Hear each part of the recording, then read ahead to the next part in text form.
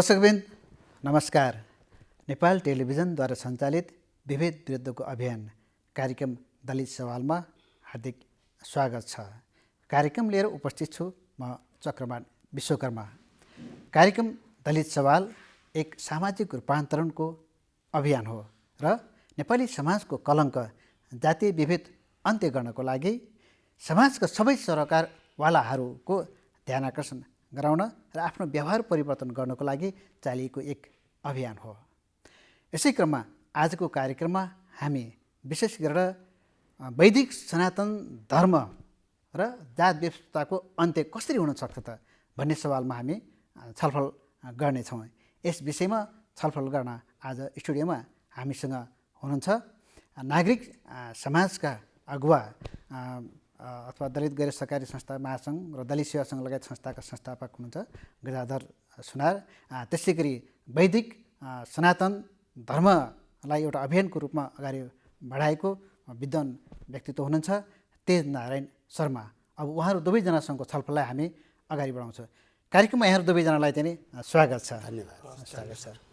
वास्तवमा एउटा धर्मले एउटा राष्ट्रले होइन त्यो देशका सबै नागरिकहरूलाई एउटा सूत्रमा बाँध्ने गर्दछ भन्ने विद्वानहरूको भनाइ छ र हाम्रो समाजलाई हेर्ने भने त्यो खालको आवश्यकता पनि हो। तर चाहिँ हाम्रो समाजलाई हेर्दाखेरि चाहिँ विशेष गरेर चाहिँ जात व्यवस्थाको कारण अहिले पनि होइन यो एउटा व्यक्तिले अर्को व्यक्तिलाई चाहिँ यो विभेद गर्नुपर्ने जुन एउटा कलङ्कपूर्ण व्यवहार छ यसलाई चाहिँ कसरी मेटाउने भन्ने कुराहरू चाहिँ बडो चुनौतीको विषय बन्यो होइन। संविधान जारी भयो तर पनि मान्छेको विचार र व्यवहार परिवर्तन गर्ने बरु चुनौती देखिएको छ। त यो विषयमा अब कसरी जानुपर्छ भन्ने सवालमा आज यहाँहरूसँग हामी छलफल गर्न गइरहेका छौँ र मेरो कार्यक्रमलाई थालनी गर्ने सवालमा तेज नारायण शर्माजी यहाँले वास्तवमा यो धर्म को परिभाषा के हो र वास्तवमा वैदिक सनातन धर्म अथवा वेदले यो जात व्यवस्था अन्त्यको लागि कस्तो खालको विचार राखिएको छ एकदम संक्षेपमा राखिदिनुहोस् न। यहाँले धर्म के हो भन्ने सवालबाट जिज्ञासा राख्नुभयो मलाई र त्यसको समाधान गर्ने मौका दिनुभयो।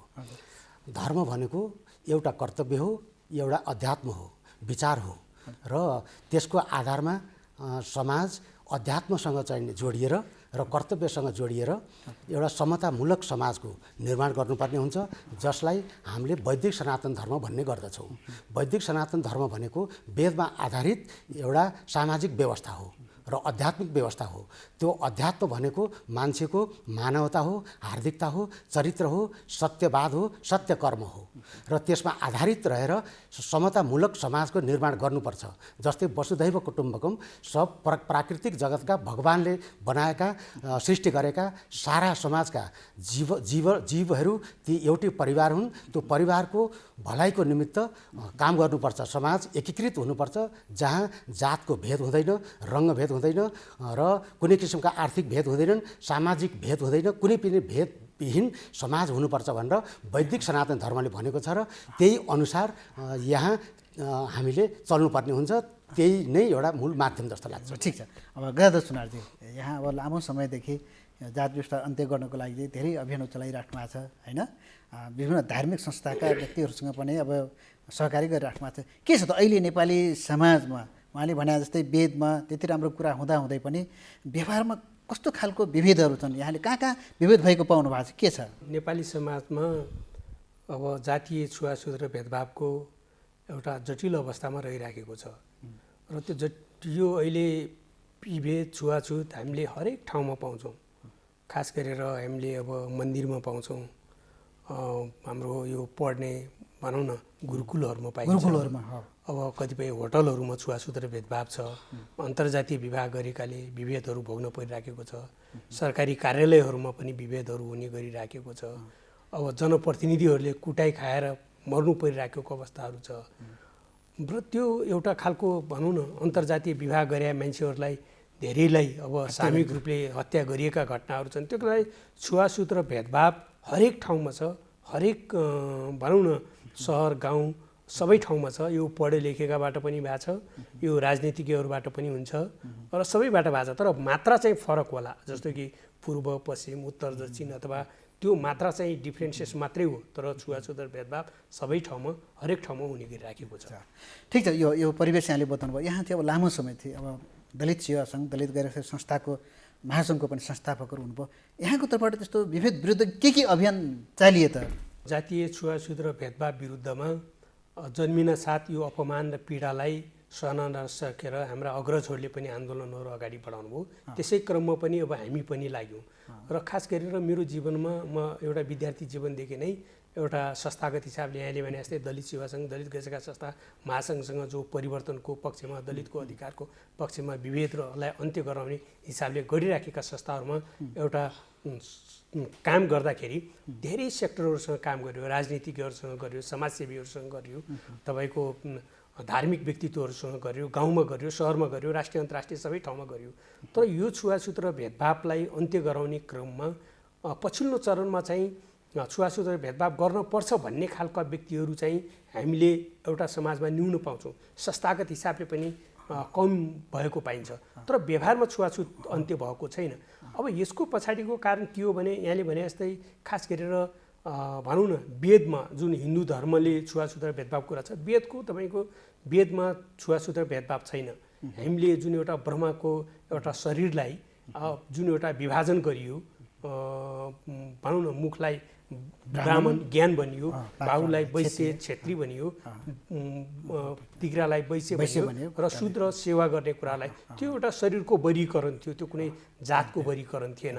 तर समाजमा त्यो पछि त्यसैलाई एउटा त्यस कुराहरूलाई बङ्ग्याउँदै पछि विभिन्न खालको समाजमा आफ्नो स्वार्थ सिद्धि गर्ने क्रममा अपव्याख्या गरियो। किनभने यो त कस्तो छ भनेपछि पहिलाको समाज त धर्म ग्रन्थ अनुसार चलेको थियो, त्यहाँ त कानुन थिएन, त्यसलाई एउटा अपव्याख्या गरेर स्वार्थ सिद्धि गर्ने मान्छेहरूले त्यसरी चलाए। त्यस पछाडि तपाईँको त्यो कुनै अब वर्ण गुण र कर्मको हिसाबले जुन एउटा विभाजन हो त्यो खालको कुराहरूलाई नगरेर जातमा ल्याइयो, जातै भनेर त्यसरी बनाइयो। त्यो कारणले गर्दाखेरि अब यो खालको कुराहरू त थियो, तर अर्कोतर्फ तपाईँ हामीले हेऱ्यौँ भने मान्छेको एउटा समाजको विकास भनेको एउटा जङ्गली युगबाट भएको हो समाजको हिसाबले। त्यो हिसाबले भन्यो भने पनि जातको व्यवस्था त त्यहाँ थिएन, वर्गविहीन समाज थियो, कुनै जात थिएन। मान्छेको सुरुवात प्राणी जगतको समय अमिबाबाट भएको छ। अर्को कुरा कानुनी हिसाबले भन्यो भने 1910मा मात्रै कानुनको हिसाबले आएको छ। भने मतलब यो धार्मिक दृष्टिकोणले, कानुनी हिसाबले र एउटा समाज विज्ञानको हिसाबले पनि यो गलत हो भन्ने कुराहरू हो। यहाँले अब त्यो गलत हो, तर अभियान के चलाउनु भएको थियो? धार्मिक संस्थाहरू कहाँ के गर्नु? त्यो भइसकेपछि खास गरी यो कुरालाई अब यसको यो अभियानलाई खास गरी छुवाछुत र भेदभावलाई अन्त्य गराउनको निम्ति मुख्य हिसाबले हामीले धार्मिक सङ्घ संस्थाहरूसँग पनि कामहरू गरियो। जस्तो विश्व हिन्दू महासङ्घ भयो, पतञ्जलि भयो, त्यसै कर्मकाण्डी महासङ्घहरू भयो। यी महासङ्घहरूसँग मिलेर दलित गैर सरकारी संस्था महासङ्घ संयुक्त हिसाबले हामीले भनौँ न दामोदर गौतम, चिन्तामणि योगी, रामचन्द्र भण्डारी, केशव चौलागाई, धेरै विद्वानहरूलाई साथै लिएर हामीले यो पाँचै विकास क्षेत्रमा हामीले यो अभियानहरू गऱ्यौँ। र त्यसमा पनि एउटा घोषणापत्रमा उहाँहरूले छुवाछुत अन्त्य हुनुपर्छ, यो धर्ममा छैन, यो छुवाछुत समाजमा एउटा कलङ्क हो, यो गलत तरिकाले अपव्याख्या भएर भएको छ भन्ने खालका कुराहरू उहाँहरूको लेख, कार्यपत्र सबै कुराहरू छ। तर यति हुँदाहुँदै पनि छुवाछुत र भेदभाव समाजमा टिकिराखेको छ, भइराखेको छ। यसको पछाडिको कारण के हो भने मलाई के लाग्छ भने हेर्नुहोस्, अब अहिले त के हो भने कानुनको राज्य हो, यो धर्मको राज्य होइन, धर्मले सञ्चालन भएको छैन। तर कानुन कार्यान्वयन गराउने भनेको पोलिटिकल पार्टीहरू हुन्। Political party in the sense मन्त्री परिषदले हो। मन्त्री परिषद तपाईँको पार्टीले बनाउने हो। पार्टीले बनाउने ठाउँहरूमा कानुन कार्यान्वयन नहुनको पछाडिको कारण चाहिँ विशेष गरेर राजनैतिक दलहरू जिम्मेवार भएको कुराहरू मैले पाउँछु एउटा। अर्को कुरा के हो भने अब यो जस्तो कि छुवाछुत भेदभाव गर्न हुँदैन भनेर जुन विश्व हिन्दू महासङ्घलाई विभिन्न संस्थाहरूले भनिरहेका छन्, उहाँहरूले आफ्नो इनिसिएसनमा कार्यक्रम नहुने, कार्यक्रममा आएर बोल्ने भन्ने, तर आफ्नो इनिसिएसनमा योजनाबद्ध तरिकाले नजाने, यो कारणले गर्दाखेरि छुवाछुत भेदभाव समाजमा रहिराखेको कुरा। अब त्यही नै समाजी होइन, यहाँ अझ यो हिन्दू धर्म भनेको त्यो गलत व्याख्या भइरहेछ। वास्तव हुनुपर्ने वैदिक सनातन वेद सम्बद्ध हुनुपर्छ भन्ने यहाँ अभियान थियो। त्यसमा अलिक त प्रश्न पार्दै भने एउटा त होइन हिन्दू धर्म र वैदिक सनातनमा के फरक छ होइन, एउटा त्यो। त्यसपछि अहिले उहाँले भनेको छ कारण, उहाँले जुन कारण भन्नु यहाँले के कारण पाउनु भएको छ कारण भन्नु, अनि त्यसपछि हामी समाधानतिर हामी जाउँला। हिन्दू धर्म भनेको धर्म होइन, मलाई लाग्दछ हिन्दू धर्म भनेको एउटा सम्प्रदाय हो। जस्तै जैन सम्प्रदाय, मुस्लिम सम्प्रदाय र इसाई सम्प्रदाय, जसमानी सम्प्रदाय भन्छ, हरेक सम्प्रदायहरू हुन्। धर्म भनेको विश्व ब्रह्माण्डलाई चलायमान गराउने एउटा सुप्रिम पावर हो। धर्म भनेको त्यो अध्यात्म हो, त्यो ओम हो। ओम अन्तर्गतका चाहिने सबै सम्प्रदायहरू मात्रै हुन्। निष्कर्षमा जानुपर्दा सर्वोच्च निकाय हो, ओम नै हो, त्यो नै अध्यात्म हो। त्यसैका छारीभित्रका चाहिने हामी सम्प्रदाय हौँ। हिन्दू धर्म होइन, हिन्दू एउटा अध्यात्मभित्रको एउटा सम्प्रदाय हो। मूलत यसको समाधानको लागि हिन्दू वैदिक सनातन धर्मसँग जोडिनुपर्छ, समाज राज्य जोडिनुपर्छ र आध्यात्मिक चेतनाको विकास गर्नुपर्ने हुन्छ हरेकको मस्तिष्कमा र आफैमा परिवर्तित हुनुपर्छ। शिक्षाद्वारा शिक्षित हुनुपर्छ, दीक्षित हुनुपर्छ, धार्मिक हुनुपर्छ मान्छे, तब मात्रै परिवर्तनको सम्भावना देख्छु होइन। जस्तो यहाँले राम्रो कुरा राख्नु, तर चाहिँ व्यवहारमा जात व्यवस्था अन्त्य गर्नको लागि जस्तो आर्य समाजले अभियान चलाएको कुरा छ, जसमानी सन्त परम्पराले चलाएको अभियानहरू ती किन प्रभावकारी भएन? अहिले पनि एउटा हिन्दूले अर्को हिन्दूलाई कति जातको आधारमा हत्या नै गर्नुपर्ने भन्दा रुकुम हत्याकाण्डको कुरा छ, योभन्दा अजित मिजारको हत्याकाण्ड छ। उसले अब किन यस्तो भयो त? किन बदल्न सकेन एउटा धर्मले? अत्यन्त मिठो जिज्ञासा राख्नुभयो सर, चक्र सर। अझ यहाँले भन्दा यसमा जोडौँ, मैले आज गुरुकुलमा समेत विभेद भइरहेको कुराहरू आयो। म यहाँलाई प्रश्न भन्छु, एउटै जातभित्र पनि द्वन्द्वात्मक चरित्र देखिएका छन् कतिपय ठाउँमा। जस्तै शास्त्रीय इतिहास हेर्दा अब आर्यवंशी भित्रैको चाहिने महाभारत युद्ध हो र त्यहाँ जसले हार्यो त्यो दास बन्यो। अझै त्यसभित्रका पनि चाहिने अत्यन्त तल्लो वर्गका मान्छेहरूलाई दास बनाइयो र दलित बनाइयो। त्यसलाई एउटा उपेक्षित चाहिने वर्गको रूपमा चाहिने सुरक्षित गरियो, भेदभाव गरियो त्यहाँबाट। त्यसैको क्रमसँगै अहिले हाम्रो समाजमा पनि व्याप्त छ। दलित वर्ग मात्रै उपेक्षित छैन, यहाँ ब्राह्मणहरू पनि दलित छन्। दलित भनेको अर्थ राज्यबाट अपहेलित भएका, समाजबाट बहिष्कृत भएका, छुवाछुतको चाहिने वर्गमा चाहिने राखिएका, पानी पनि नचल्ने र उसको निर्माणकर्ता मात्रै, उसको राज्यको विकासमा पहुँच गराइएको र हरेक अधिकारबाट वञ्चित भएका मान्छेहरू दलित हुन्। दलित जात विशेष होइन चक्र सर, यो त अवस्था हो। यो अवस्थाको अन्त्य अपरिहार्य छ, अनिवार्य छ, हुनैपर्छ। यो विकृति हो, यसको अन्त्य हुनुपर्छ भन्ने मूल मान्यता मेरो छ। ठिक छ, यो महत्त्वपूर्ण विचार। अब चाहिँ यसको अब समाधान के हो त होइन भन्ने कुरा महत्त्वपूर्ण छ। किनभने हाम्रो देशको संविधानको धारा 1ले के भन्छ भने संविधानसँग बाजिने सबै कानुनहरू बाजेको हदसम्म चाहिँ रद्द हुने भनेर भनेको छ। भने चाहिँ अब हामीले भनौँ वेदमा राम्रो कुरालाई नराम्रो कुरालाई उदाहरण दिने, मनुस्मृतिलाई उदाहरण दिने, हाम्रो संस्कृति परम्परा हो भनेर जातीय विभेद गर्न पाइँदैन भन्ने कुरा अहिले मोटामोटी रूपमा देखियो। भने चाहिँ अब चाहिने उपाय के हो त होइन? देश विश्वमा यत्रो चाहिँ परिवर्तन भइसक्यो, देशमा चाहिँ संविधान नयाँ आइरहेछ, देशको चाहिँ अब यो सङ्घीय व्यवस्था लागू भइसकेको छ। तर पनि अब यो जात व्यवस्था अन्त्य गर्नको लागि मान्छेको विचार परिवर्तन हुन सकिरहेको छैन, व्यवहार परिवर्तन गर्न सकिरहेको छैन। यो चाहिँ गम्भीर चुनौती यहाँहरू जस्ता अभियन्ताहरूलाई चुनौतीको विषय भयो। अब जाने बाटो के हो त? कसरी यसको समाधान गर्न सकिन्छ? यहाँको तेज नारायण शर्मा। म राख्छु। धन्यवाद हजुरलाई। यसका 3वटा कारण मैले देख्छु समाधानका उपायहरू।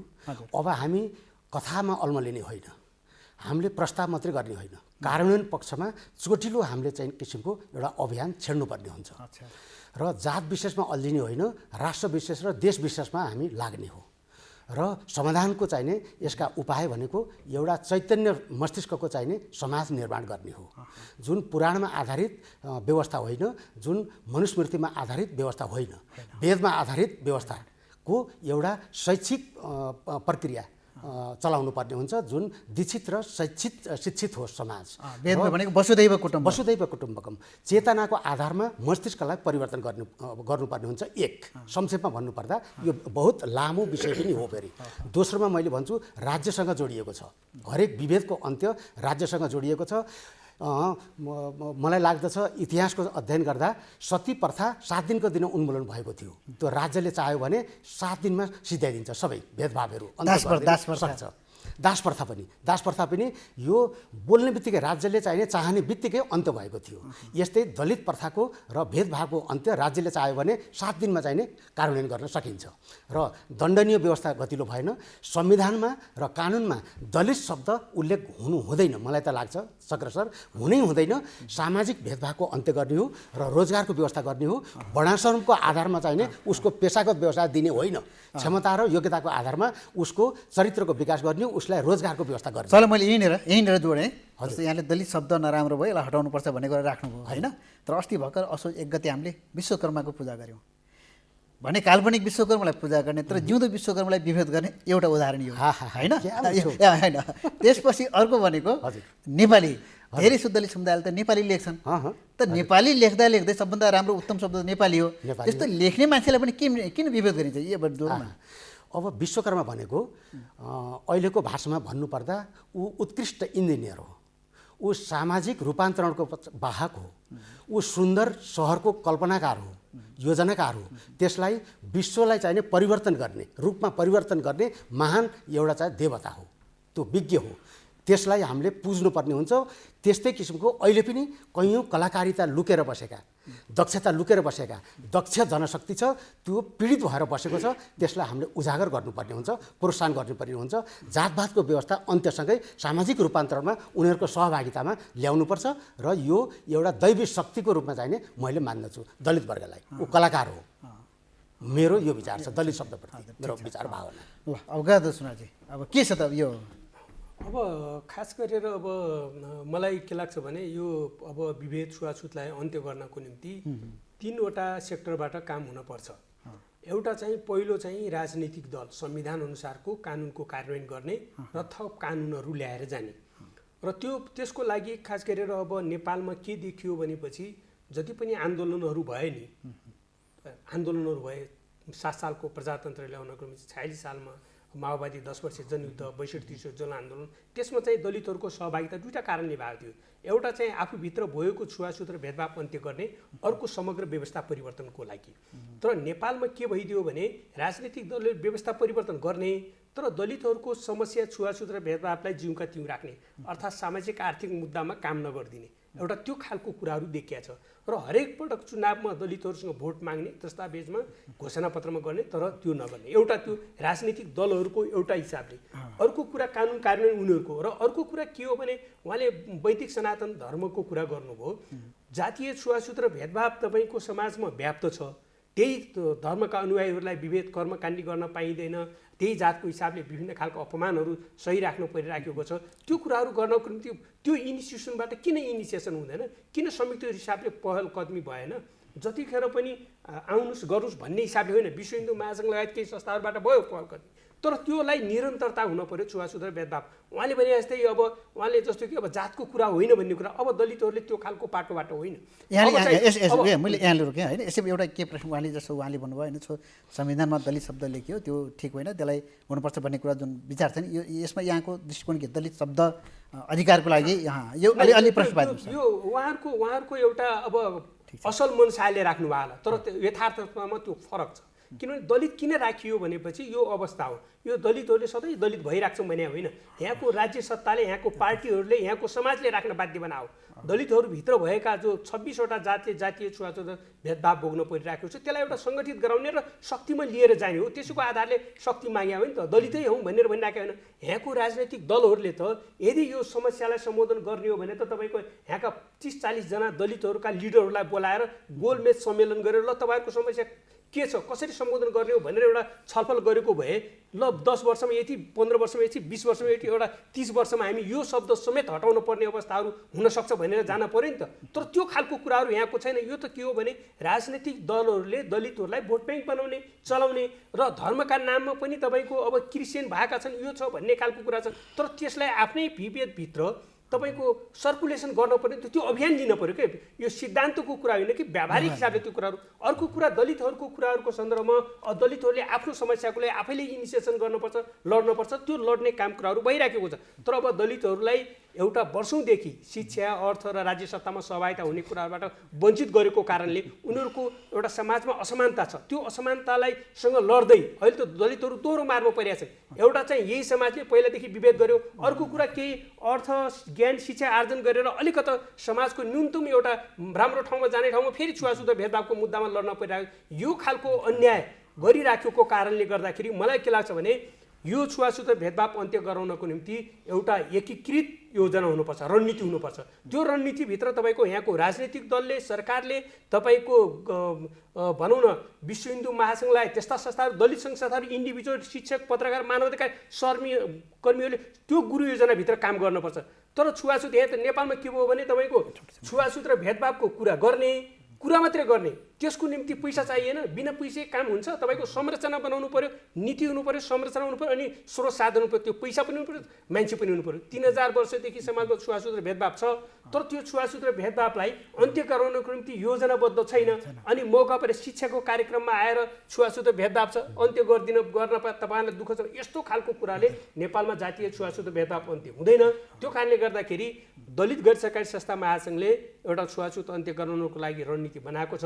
त्यो रणनीति अन्तर्गत एउटा खालको निरन्तर हिसाबले जान चाहन्छ। तर सरकारले चाह्यो भनेपछि समाजमा यो वर्गीय, जातीय र छुवाछुतको भेदभाव अन्त्य हुन सक्छ। सबैभन्दा बढी बजेट अहिले स्थानीय तहबाट होइन मन्दिर बनाउनमा खर्च आएको छ भनेपछि त्यही मन्दिर बनाएमा दलितहरूलाई विभेद भएको छ होइन।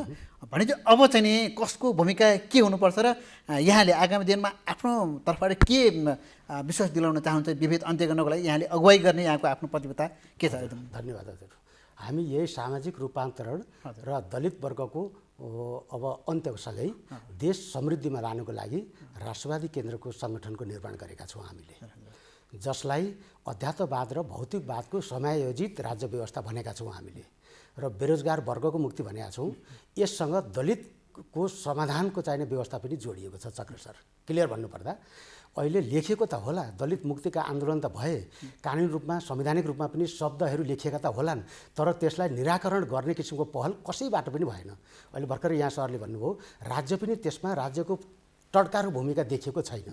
मलाई लाग्दछ पण्डितहरू प्रवचनमा जातभात केही पनि होइन, सामाजिक चाहिने एउटा वर्गीकरण हो यो र भेदभाव हो, यसको अन्त्य हुनुपर्छ भनेर उनले पनि बोल्दै हिँड्नुपर्छ। हरेक चाहिने सभामा, हरेक प्रवचनमा राज्यले पनि कडाइका साथ यसको चाहिने कार्यान्वयनमा निर्देशन दिनुपर्छ, आदेश दिनुपर्छ। स्थानीय निकायमा पनि यसको विरुद्धमा अभियन्ताहरू चाहिने रहनुपर्छ र त्यसले आम एउटा परिवर्तनको लागि वाहक बन्नुपर्छ। र शिक्षामा मूलत सम्पूर्ण चाहिने परिवर्तनको वाहक भनेको शिक्षा नै हो चक्र सर। फेरि यसमा वैदिक सनातन धर्मसँग जोडिएको चेतनाको, सभ्यताको शिक्षा प्रणाली हुनुपर्छ, नैतिकताको शिक्षा हुनुपर्छ, चारित्रिक शिक्षा हुनुपर्छ, भेदभाव विरुद्धको शिक्षा हुनुपर्छ। बिल्कुल त्यो शिक्षा अहिलेको अवस्थामा नेपालमा छैन। अब यहाँले आफ्नो व्यवहारमा कसरी लागू गर्नुहुन्छ यो कुरालाई? अब व्यवहारमा मैले त व्यवहारमा लागू गरिसकेको छु। मैले छुवाछुतको सम्बन्ध मैले राख्दिनँ। म यो छुवाछुत भनेको जात विशेष होइन, यो समस्या विशेष हो, राज्यको समस्या हो। यो समस्याबाट मुक्त गर्नको लागि राज्यले त्यस्तै किसिमको समाधानका कार्यक्रम ल्याउनुपर्छ। बाहुन पनि दलित हुन्छ चक्र सर। यहाँ विभेद पारिएका जात विशेष मात्रै दलित होइन, बाहुन पनि दलित छन्, जसले खान नपाएर कसैको दास भनेर बाँच्नु परेको छ। ब्राह्मण पनि, त्यो पनि दलित हो। त्यसो हुँदा दलित समस्या हो, दलित जात होइन। त्यो समस्याको मुक्तिको लागि राज्यले प्रमुख भूमिका खेल्नुपर्छ। देशलाई समृद्धि र विकासको बाटोमा मार्ग निर्देशकको भूमिका राज्यले बनाउनुपर्छ र सामाजिक अभियन्ताहरूको पनि भूमिका छ। गदाधर सुनाजी, अब अन्त्यमा कसको भूमिका के हुनुपर्छ अब यहाँ आफूले के गर्नुहुने त आगामी दिनमा? खास गरेर अब यसको लागि छुवाछुत अन्त्य गर्नको लागि सरकारको मुख्य भूमिका रहन्छ र सरकार भनेको अब राजनीतिक दल र सरकारलाई हामीले एउटा ठाउँबाट हेर्नुपर्छ। त्यसको लागि छुवाछुत अन्त्य गर्नलाई एउटा गुरु योजना बनाउनु पर्यो र त्यसलाई स्रोत साधनसहित एउटा साझा अभियानको हिसाबले अगाडि बढाउनु पर्यो, जो एउटा पोजिटिभ वे दुईवटा तरिकाले, एउटा चाहिँ समाजमा परिवर्तन गर्ने, एउटा चाहिँ दण्डको कुरा, अर्को चाहिँ पुरस्कृत गर्ने कुराहरू, त्यो खालको एउटा नीति अपनाएर जान पर्यो योजनाबद्ध तरिकाले। अर्को कुरा धार्मिक वेदको भावना अनुसार धार्मिक सङ्घ संस्थाहरूले वेदको भावना अनुसार त्यसलाई एउटा गाउँ गाउँमा प्रशिक्षित गर्न पर्यो। नेगेटिभ जो प्रशिक्षण भएको छ त्यसलाई पोजिटिभ तरिकाले लिनु पर्यो। आवश्यकता पर्यो भने पुनर्लेखन गर्न पर्यो, पुनः परिभाषित गर्न पर्यो, जनतामा त्यसरी प्रशिक्षित गर्न पर्यो। कर्मकाण्डी महासङ्घले आफ्नो थ्रोबाट त्यसरी जान पर्यो। अन्तर्जातीय विवाह गरेका जोडीहरूलाई पुरस्कृत र सम्मान गर्दै जान पर्यो। व्यवहारमा त्यो सिद्धान्तको कुरा होइन, प्र्याक्टिकल हिसाबले हुनु पर्यो। र अब दलितहरूको तर्फबाट चाहिँ एउटा खालको एउटा संयुक्त अभियानहरू, एउटा खालको एउटा सङ्घ संस्थाहरूले, अन्तर्राष्ट्रिय सङ्घ संस्थाहरूले, दलित संस्थाहरूले छुवाछुत र भेदभावलाई केन्द्रबिन्दुमा राखेर आर्थिक, शिक्षा र स्वास्थ्यका कार्यक्रमहरू आयोजना गर्न पर्यो। र त्यो खालको एउटा व्यावहारिक हिसाबले लिएर जान पर्यो र गाउँ गाउँमा छुवाछुत अन्त्य गर्ने। र अर्को कुरा के हो भने नेपालको संविधानले जुन व्यवस्था गरेको छ धारा 40 र 24 एउटा पूर्ण कार्यान्वयन हुन पर्यो। अर्को कुरा समानुपातिक प्रतिनिधित्व छ जो समाजवादको कुराहरू गरिराखेको छ राज्य सत्ताले, त्यो कुराहरूमा जान पर्यो। दलितहरूलाई चाहिँ तपाईँको गरिबी भने आर्थिक गरिबी मात्रै होइन नि, सामाजिक गरिबी हो। यहाँ गरिबीको परिभाषा गर्ने मान्छे नै कस्तो खालको छ। दलितहरूलाई वर्षौँदेखि आर्थिक सामाजिक गरिबी छ, त्यो गरिबीलाई पनि परिभाषाभित्र राखेर उनीहरूको आर्थिक सामाजिक अवस्था उठाउने खालको विकास गर्न पर्यो। तपाईँको जबसम्म दलितहरूलाई त्यो केन्द्रबिन्दुमा राखेर काम कुराहरू गरिँदैन तबसम्म उनीहरूको हुँदैन। अहिले तपाईँले दलितहरूसँगको परम्परागत सिपहरू विलोप भइराखेको छ, त्यसको लागि खै औद्योगिकीकरण गरेको, खै एउटा खालको त्यो कारणले गर्दाखेरि मलाई के लाग्छ भने अन्तमा सबै गैर दलितहरू नराम्रो होइन, तर यो छुवाछुत भेदभाव अन्त्य गराउनको निम्ति धेरै गैर दलितको पनि सहकार्य छ। तर संयुक्त हिसाबले, साझा हिसाबले अब एउटा भाषणमा होइन व्यावहारिक हिसाबले योजनाबद्ध जानुपर्छ भन्ने मलाई लाग्छ। आजको हाम्रो छलफलको समय अब टुङ्गिएको छ। यहाँहरू दुवैजना विद्वानको महत्त्वपूर्ण विचारहरू अन्तर्गत अब यो वास्तवमा चाहिँ नि विभेद अन्त्य गर्नलाई चाहिँ नि सरकारले चाहनु पर्यो, राजनीतिक दलले चाहनु पर्यो र व्यवहारमा त्यो चाहिँ देखिनु पर्यो होइन, सिद्धान्तको कुरा गरेर हुँदैन भन्ने कुराहरू यहाँहरू दुवैजनाको छलफलको निष्कर्ष रहेको छ। र यो कुरालाई अब वास्तवमा चाहिँ नि समाज रूपान्तरणको लागि धर्म भन्दा पनि अब कानुन, संविधान कानुनलाई पालना गरेर अगाडि बढ्नुपर्छ र भाइ नेपाली भाइ एकजुट भएर अगाडि बढ्नुपर्छ, अनि मात्र यो देश बन्छ होइन, राष्ट्र बन्छ भन्ने कुराहरू आजको छलफलको निष्कर्ष रहेको छ। त आजको कार्यक्रममा यहाँ दुवैजना विद्वान उपस्थित भएर आफ्नो महत्त्वपूर्ण विचार राखिदिनु भएको छ, त्यसको लागि चाहिँ कार्यक्रम दलित सवालको तर्फबाट धन्यवाद दिन चाहन्छौँ। र यहाँहरूसँग आगामी दिनमा पनि यस्ता विषयमा फेरि पनि हामी छलफल गर्नेछौँ। र आजको कार्यक्रममा यहाँहरू दुवैजनालाई हार्दिक धन्यवाद दिन चाहन्छु। धन्यवाद छ सर, यहाँलाई पनि धेरै धेरै धन्यवाद छ। दर्शकवृन्द, आजको हाम्रो छलफल यहाँहरूलाई कस्तो लाग्यो? आफ्नो प्रतिक्रिया अवश्य लेखी पठाउनुहोला।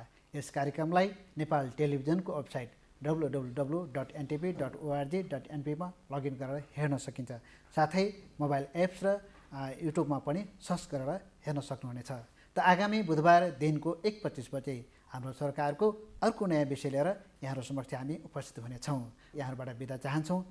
नमस्ते।